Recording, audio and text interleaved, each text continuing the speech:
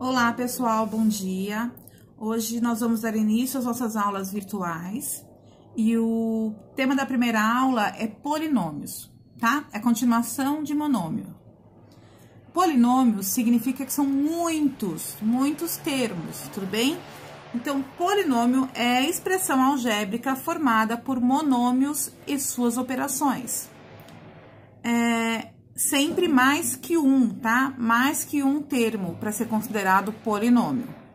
Vamos aos exemplos. Exemplo A, 2x. 2x é somente um termo, né? Onde nós temos o coeficiente, que é o 2, e a parte literal, que é o x, que formam um termo. Como tem apenas um termo, ele é chamado de monômio. Exemplo B, 2x mais 15. Observem que aqui eu tenho o 2x, que é um termo, e o mais 15, que é um segundo termo. Quando eu tenho dois termos, ele é chamado de binômio, tá? Exemplo C, 2x ao quadrado mais xy. Eu também tenho dois termos. O primeiro é formado por 2x elevado ao quadrado e o segundo termo por mais xy. Então, é também um binômio. Exemplo D, a ao quadrado menos 2ab menos 6. Aqui eu tenho três termos. O primeiro, a ao quadrado, o segundo, menos 2ab e o terceiro, menos 6. Quando temos três termos, o nome dado é trinômio. Exemplo E, x à quarta menos 3x ao quadrado mais 7x menos 12. Aqui, nós temos quatro termos, tá? Observem que todos eles são diferentes. Aqui tem o x, mas é x à quarta. Aqui eu tenho x, mas é x ao quadrado. Aqui eu tenho o x e o 12 sem a parte literal. Então, todos esses, os binômios, os trinômios, e quando tiver acima de 3 termos, são chamados polinômios. Ah, tá. Quando o polinômio apresenta termos semelhantes, eles podem ser simplificados, reduzidos a um só termo. Tudo bem? Olha o exemplo. Exemplo A, 5x ao quadrado mais 8x menos x ao quadrado menos 2x. Observem que eu tenho aqui termos com x elevado ao quadrado e somente com x. Eles não são semelhantes. Eles só são semelhantes quando eles forem exatamente iguais. Que aqui no caso, quem são iguais? 5x ao quadrado menos x ao quadrado, tá? E quem é semelhante ao 8x? O menos 2x. Eles têm que ter a parte literal exatamente igual.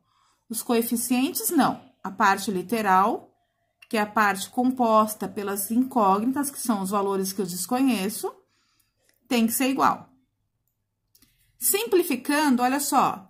5 positivo menos 1, por que 1? Quando eu tenho a parte literal sem nenhum coeficiente, significa que é um 1, uma vez x elevado ao quadrado. Então, 5 menos 1, 4, x elevado ao quadrado. A parte literal permanece igualzinha. E aqui, 8x menos 2x, mantenho a parte literal, subtraio e coloco o sinal do maior, porque o 8 aqui é o número maior. Como ficou o resultado? 4x ao quadrado mais 6x. Prestem muita atenção nesse exemplo B. Por quê? Se vocês olharem rapidinho, parece que são todos iguais, mas não são, eles não são todos semelhantes. Observe que aqui eu tenho 4x ao quadrado y. E o termo seguinte é xy ao quadrado. No primeiro termo, o x que está elevado ao quadrado. No segundo termo, quem está elevado ao quadrado é o y. Então, eles não são semelhantes. Tudo bem? Então, quem é semelhante ao 4x ao quadrado y? É aqui, ó. Menos 2x ao quadrado y. E quem é semelhante ao xy ao quadrado? O 6xy ao quadrado. Simplificando, reduzindo a um termo só, 4 menos 2, 2. E a parte literal permanece igual. Aqui no outro termo, nos outros termos que são semelhantes, eu tenho menos 1x ao quadrado mais 6xy ao quadrado. A parte literal eu mantenho igual e os coeficientes eu vou subtrair, porque eu tenho um negativo e um positivo. Quando acontece isso, eu subtraio e coloco o sinal do maior. Como no caso aqui o 6 é o maior e ele é positivo, eu subtraí e ficou positivo. A resposta é 2x ao quadrado y mais 5xy ao quadrado. Continuando, exemplo C.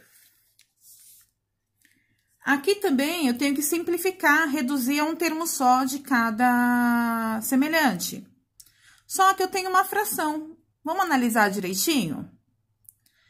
A parte literal aqui, ó, do meu primeiro termo é x. Quem é semelhante a ele? O 3 não é, porque o 3 não tem x, não tem a parte literal, então não pode. O semelhante a ele é o x sobre 2. Então, eu vou juntar esses dois termos. E quem é semelhante ao mais 3? 1/4. 1/4 também não tem x. Então, eu juntei os dois semelhantes. Ai, professor, e agora? Tem fração, tem letra, o que eu vou fazer? Vamos com calma. Eu tenho aqui uma adição de frações. Vamos lembrar lá do sexto ano como que resolvia isso. A adição de fração, eu tenho que fazer o MMC. O x, ele é um inteiro, significa, quando o número é inteiro, que ele é sobre 1. O MMC de 1 e de 2 é igual a 2. Coloco aqui embaixo 2. Como que faz? Divide pelo de baixo, anterior, e multiplica pelo numerador. Então, 2 dividido por 1, 2. 2 vezes 1x, 2x. Mais 2 dividido por 2, 1 vezes x, x. Agora, vamos para a outra parte dos outros semelhantes. Aqui, a mesma coisa, eu tenho uma fração e um número inteiro. Eu sei que um número inteiro, ele é sempre sobre 1. Vamos fazer o MMC de 1 e de 4, que vai resultar em 4. Coloco o 4, o novo denominador, divido pelo denominador anterior e multiplico pelo numerador. 4 dividido por 1, 4 vezes 3, 12. 4 dividido por 4, 1 vezes 1, 1. Tudo bem. Feito isso, igualou os denominadores, agora é só resolver. 2x mais x, 3x. Mais 12 menos 1, mais 11 sobre 4. Tudo bem? Pessoal, espero que tenham entendido a matéria e os exemplos que a professora passou, mas eu vou estar passando uma atividade e nas observações fiquem bem atentos, que eu coloquei, que vocês podem e devem tirar dúvidas com a professora, tá? No caso do 8º ano, essas dúvidas vão ser tiradas todos os dias entre as 10 e 11 horas da manhã, tá?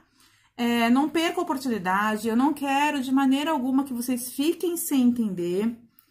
Pode usar e abusar da professora durante esse horário, eu vou estar aqui disposta a ajudar sempre, tá? As atividades deverão ser feitas no caderno. Quando nós voltarmos para a escola, eu vou estar avaliando essas atividades. Tudo bem? Então, é isso. Um beijo, fiquem com Deus. Tchau!